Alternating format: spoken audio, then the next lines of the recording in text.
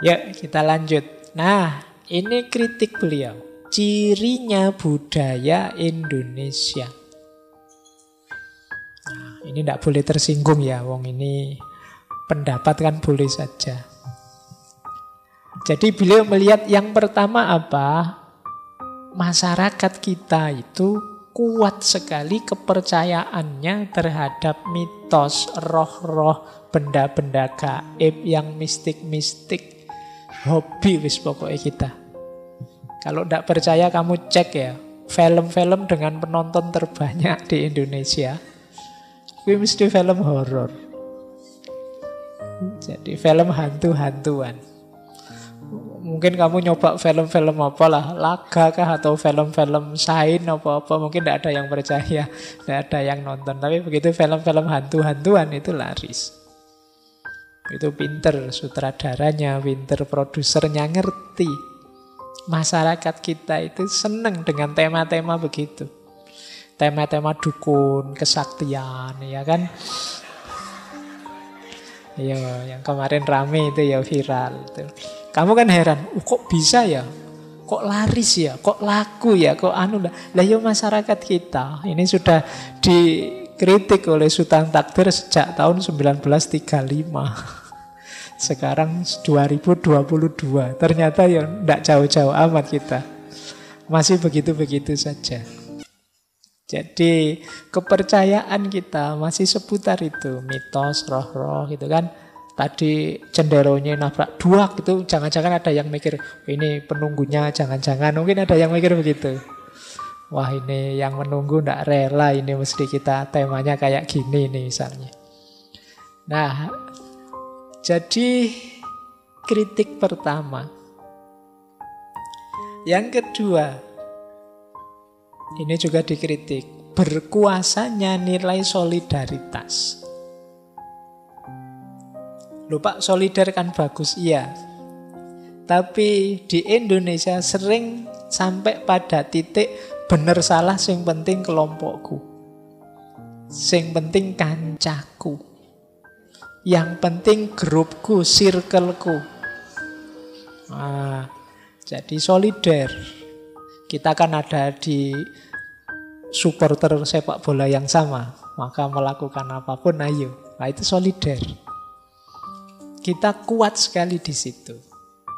Kita di partai yang sama, kita di lembaga yang sama, kita harus dituntut untuk solider. Benar salah kalau itu kelompokku, grupku, aliranku, ya harus aku bela. Ini sering bukan berarti solider itu jelek, tapi kalau sampai di titik itu ya masalah. Tapi kita tidak sadar bahwa itu sering jadi masalah, menghalangi kita untuk maju. Jadi budaya yang jenisnya fanatik. Tidak peduli fakta, tidak peduli benar salahnya yang mana, yang penting kelompokku, yang penting grupku, yang penting aliranku, circleku, bestiku. Loh ya kan, kamu hari ini kan itu, terus dibelo mati-matian. Nah, oke, itu ciri kedua. Ciri ketiga, kuat sekali perhatiannya pada hubungan darah. Kalau ini ya lanjutannya, saudaraku, temanku. Yang penting kita jangan pisah ya. Yang penting kita, sampai di masyarakat Jawa ada peribahasa mangan ora mangan, sing penting kumpul. Jadi sudah, kita ngumpul saja rukun yang enak. Nah, fokusnya ke sini. Bukan berarti ini salah, tapi dalam kondisi tertentu seperti di barat modern ya perlu titik-titik profesional. Misalnya harusnya profesional kerja, tapi lah ini yang ngelamar saudaraku. Lah ini yang ngajuin lamaran masih family. Kalau daftar terus kita titip, ada kenalan ndak? Ada saudara ndak di sana? Nah, itu alamat kan, kita masih punya logika, punya kenal orang dalam ndak? Jadi hubungan darah itu jaminan kesuksesan banyak kalau hari ini. Ya kan? Ya nasibmu kamu tidak punya saudara yang orang-orang besar.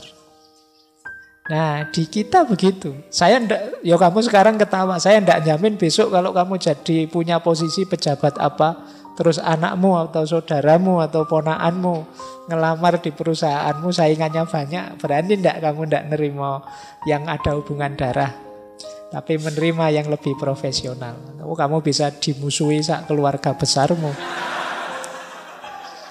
Iya kan? Kamu kalau pulang dimarah-marahi mesti kan, sedulure dhewe ora diane.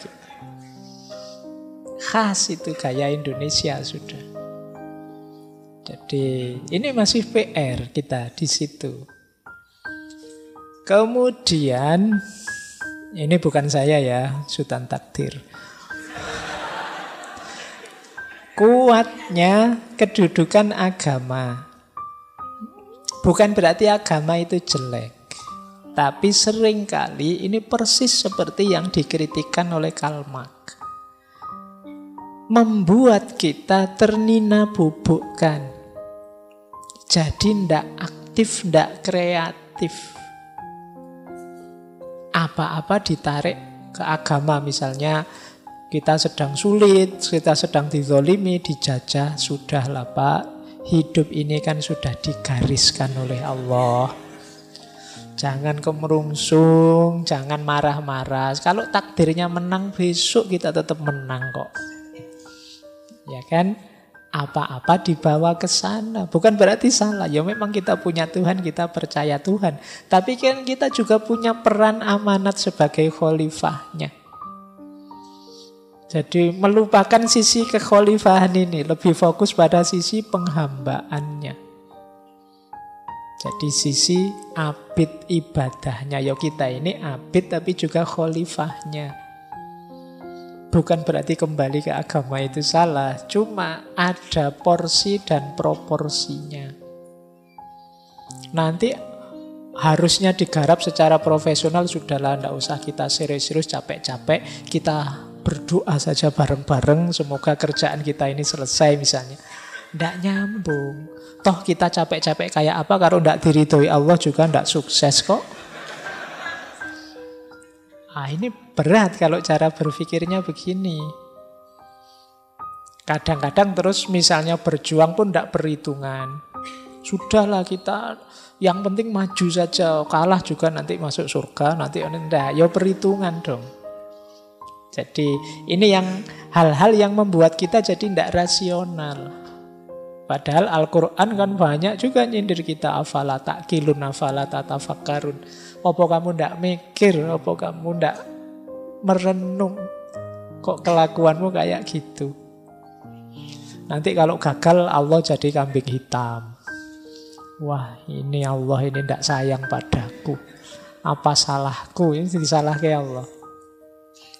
Baik, nah yang terakhir, kritiknya Sultan Takdir pada budaya Indonesia adalah feodalistik. Jadi feodalistik itu pokoknya apa? Patuh pada raja-raja. Itu saya kasih tanda petik karena maksudnya atau yang diposisikan seperti raja. Jadi kalau sudah diposisikan yang terhormat, ya cirinya mungkin kalau pas pidato sambutan yang saya hormati, bla bla bla bla, itu biasanya terus kita tidak berani bantah sudah. Ini mental feodal. Mental feodal itu yang pertama kepatuhan mutlak pada otoritas yang dia percaya. Yang kedua jadinya tidak kreatif, ikut saja pada dawuhnya yang dirajakan dalam tanda petik. Kemudian yang ketiga, ya akhirnya tidak produktif. Jadi karena apa? Ya nunggu. Ya kalau kebetulan rajanya bagus, ngaturnya bagus, kita produktif. Tapi kalau rajanya pas tidak bagus, raja dalam tanda petik ya kita nanti hanya diperalat saja oleh raja-raja ini dalam tanda petik. Mental kita masih sering mental feodal. Mental feodal itu daya kreatifnya rendah.